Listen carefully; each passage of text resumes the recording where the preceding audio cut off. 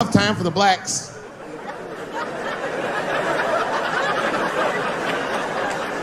These are not good times for the blacks. I don't know if you know what I'm talking about, right? Police are killing us again. It's a very unfortunate set of circumstances because we were doing very well. You know, America has a racial hot seat. I think we can all agree that that's the truth. And we can also agree that that hot seat is traditionally occupied by African Americans in general, African American men in particular. Although I can see that in recent years, that seat has been occupied by Mexicans, and I dare say Arabs. And we, the black Americans, would like to thank you both for your sacrifice and your struggle. We needed a break. We needed a goddamn break.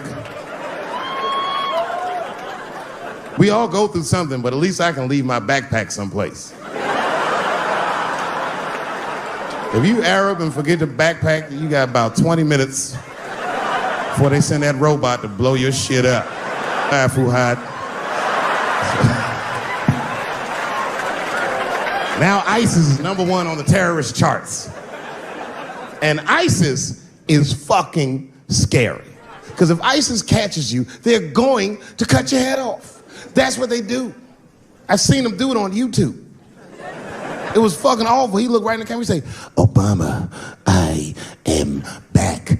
I saw that shit. I said, oh my God. Don't like.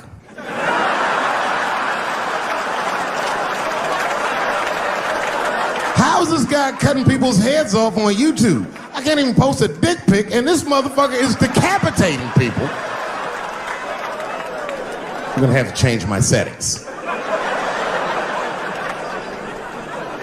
You know, everyone has it hard, but I think harder than black people and harder than Arabs and harder than Mexicans, you know who has it the worst? Fat black people.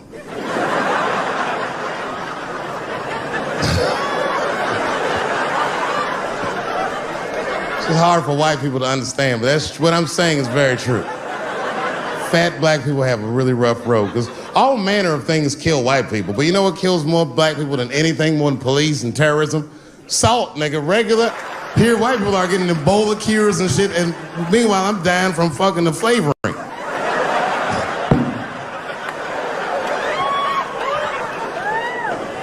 Look, honestly, I'll stop talking about it. Let me say this, though. Let me just say this. Can we all just say that we've seen it coming?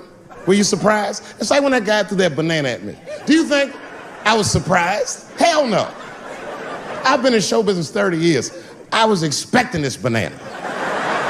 I knew one of these nights, it's like somebody gonna throw a banana at me one of these nights, niggas.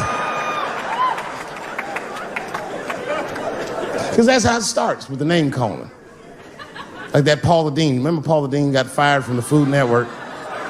If you know anything about show business, it is really hard to get fired from the fucking Food Network.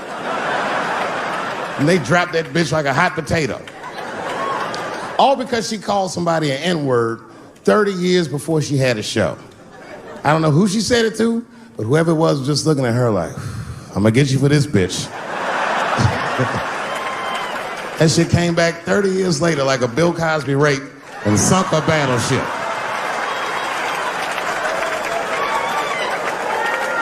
And every black person was mad, but we weren't like that mad. I was just like, well, how's this bitch gonna call me a nigga when she taught me how to fry chicken? That's not fair.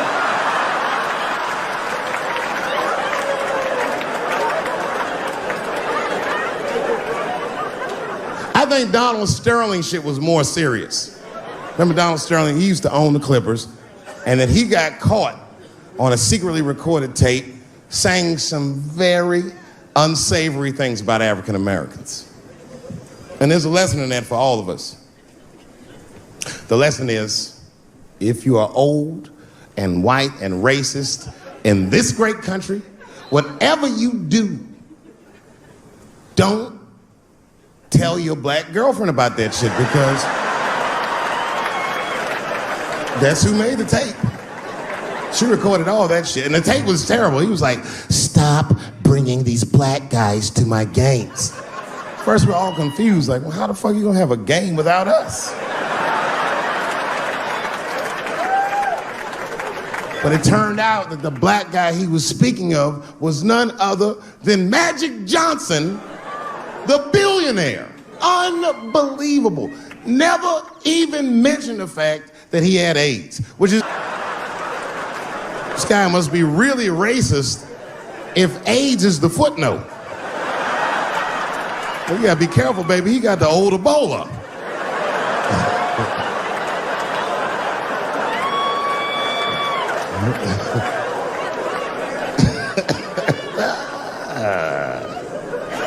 You can say what you want about that girl, but I'm gonna tell you right now, she is a goddamned hero. Because you might have thought these things were happening before, but now you can see it all in front of you without a shadow of a doubt. That shit actually went down. She sucked that old guy's dick. She really took one for the team on that one. That's really gross. This dick is like 80 years old. It's like tasting history. Like 5 wars on it, civil rights movement, the Great Depression. This guy's been fucking from 40 years before Bill Cosby's first rape. This is a very old man. It's a very old penis. But all that shit is still, it's just name calling. Name calling does not break the modern black man. That's not gonna do the trick. I don't give a fuck about that. Like if I went to Kentucky Fried Chicken, Ku Klux Klan hood on top of their head, what do you think I'm gonna do in this day and age? Run out Kentucky Fried Chicken? Not if I'm hungry. I'll go straight to the front. Hey man, let me get a 2-piece. I don't give a fuck what he says. You want a biscuit with that, nigger? I thought it came with a biscuit. What's all this attitude? I want a 2-piece. Chop, chop. You know what it is. But I'm not gonna be mad. Why would I be mad? He's the one that's gotta work at Kentucky Fried Chicken, not me.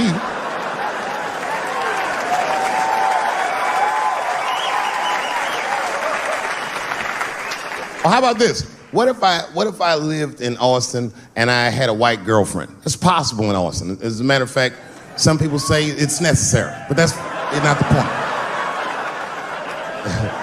And me and my white girlfriend at home one night and we're just doing what lovers do. Maybe she's butt naked and she's down on one knee, giving me a hand job. I love a good hand job. And she's really jerking me off. You know, getting her obliques nice and tight. I got a huge dick, so she's like,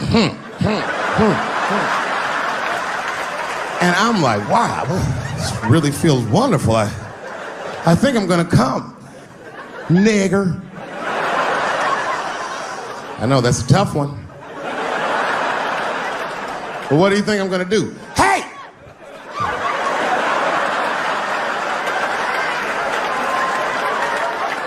That's no time for integrity, ladies and gentlemen. I'm busting that nut in her face. I'll sort through the ethics later. But I'm what they call a man of his word. If I say I'm coming, oh, I'm coming. I don't give a fuck what happens. God forbid somebody could shoot me. If I say I'm coming, it's still like, oh.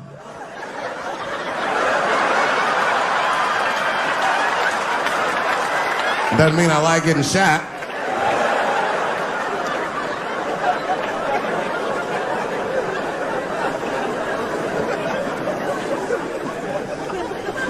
Boy. Yeah, tough time for the blacks. I'm not gonna say nothing about the police.